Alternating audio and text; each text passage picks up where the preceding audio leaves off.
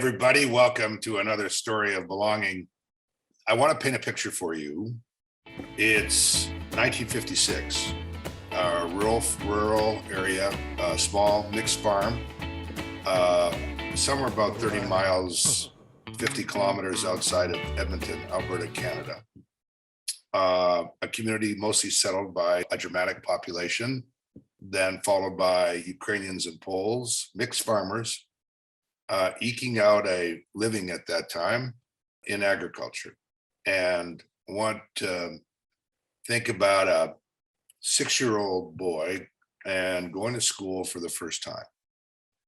And his mother walks him about a quarter of a kilometer from the house to the road where the bus stops. You can still see her standing there in the shadow with her Kodak camera taking a picture, right? And the little boy gets on the bus, and as he steps up the bus, and is kind of a little bit intimidating overall, this idea of leaving home and going to school for the first time, just the whole experience of it.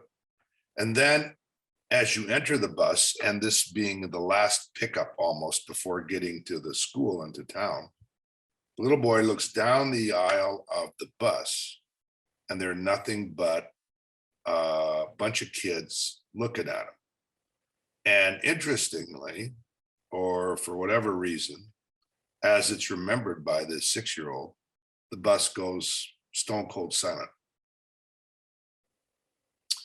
And the bus is filled with kids that from, grades 9 to grade 1.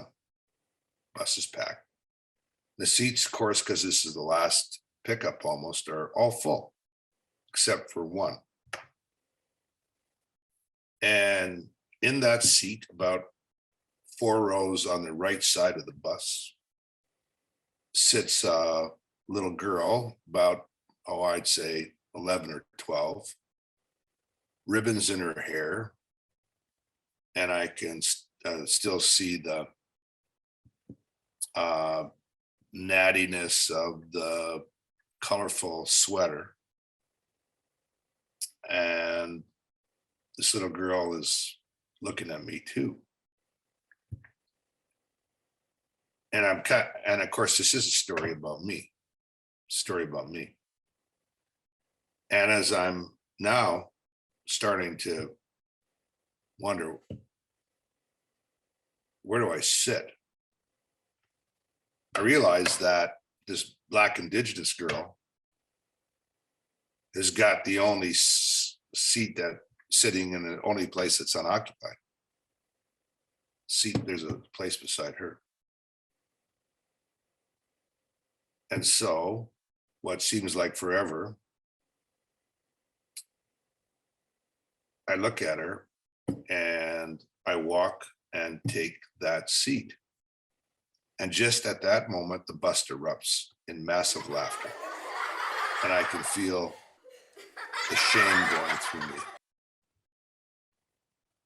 being laughed at. But I guess what now, this has stuck with me for such a long time, and I want to share it with you because I have real mixed feelings about the sharing of it.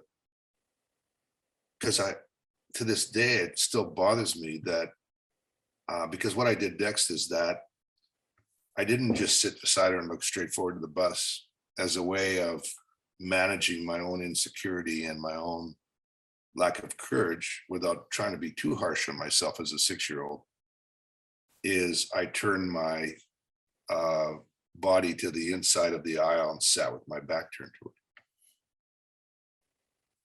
And I'll never forget the look on her face, how I feel about it to this day, how horrible that whole experience was for her, for me, and probably unknowingly for the rest of those children who, frankly, were in total ignorance of just the idea of belonging and acceptance. And to this day, and one of the reasons why I feel so strongly about this issue of belonging is because I forever carry that experience and that mark with me, and how horrible I feel about not somehow being more, again, I don't know how far you can be that, because, and to be more aware as a 6-year-old that you might have been, with stride in with empathy and confidence, and to sit there and to be part of, as opposed to try and exclude myself from. So where I'm going with all that is that sometime these stories of our experiences and our vulnerabilities and shortcomings and ignorance can motivate us to hopefully do something that can contribute to changing situations like that going forward.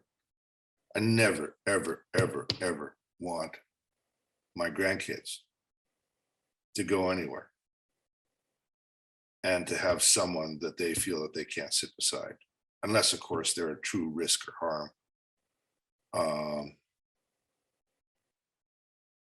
Which certainly was not the case here by any stretch of the imagination. And how to feel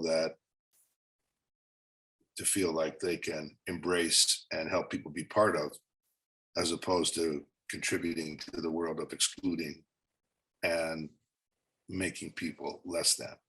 Anyway, that's the story. Some motivation for Belongify in a small way. Hopefully we can change and add to the conversation around belonging in a rich and meaningful way. And not trying to change the world, not forgiving forgiving that behavior of myself, but trying to be empathetic to myself to understand that situation, and but also to use it as a sense of motivation to try and make the world just a little bit better because of it. There you go. There's a story about sticks with me, about the lack of belonging in so many ways. And I hope it makes you think. Thanks. Bye for now.